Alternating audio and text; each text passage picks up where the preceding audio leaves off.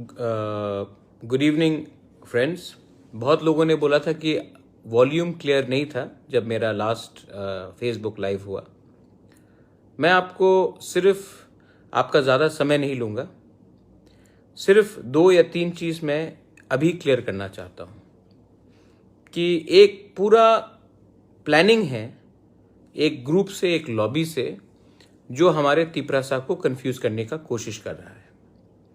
और ये जो प्लानिंग है वो है कि बोबागरा क्या ग्रेटर तिपरालैंड का कॉज को डाइल्यूट कर देगा, फाइनली बीजेपी के संग बिना ग्रेटर तिपरालैंड का इशू को कॉन्स्टिट्यूशनली सोल्यूशन नहीं लाकर अलायंस कर लेगा। ये सब करके ये लोग एक कॉन्स्पिरेसी कर रहे हैं हम लोगों को, तिपरा मौथा को कमज़ोर करने के लिए। और इसके पीछे बहुत लोग मिले हुए हैं, बहुत लोग।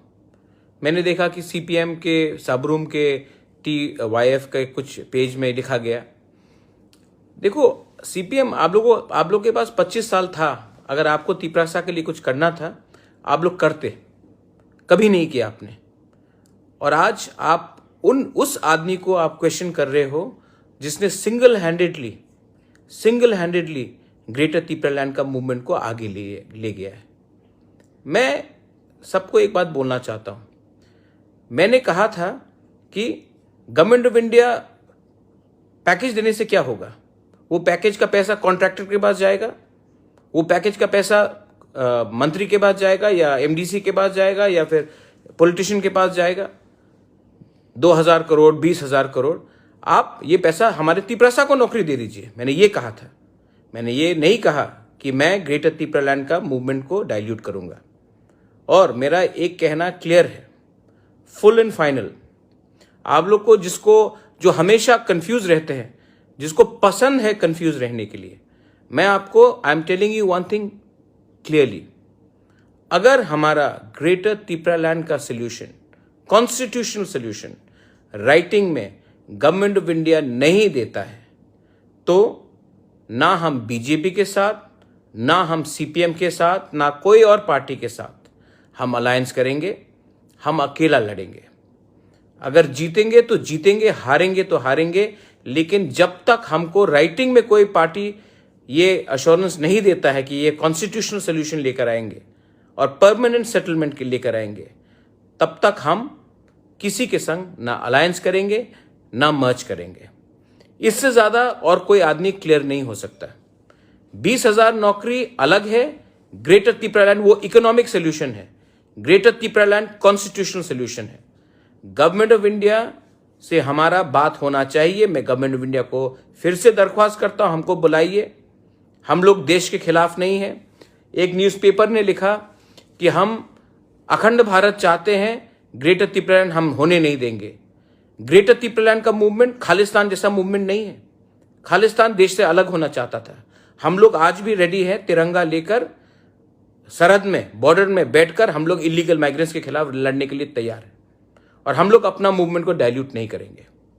इससे ज्यादा अगर किसी को बार बार क्लैरिफाई करना हो तो ये मुझसे होगा नहीं।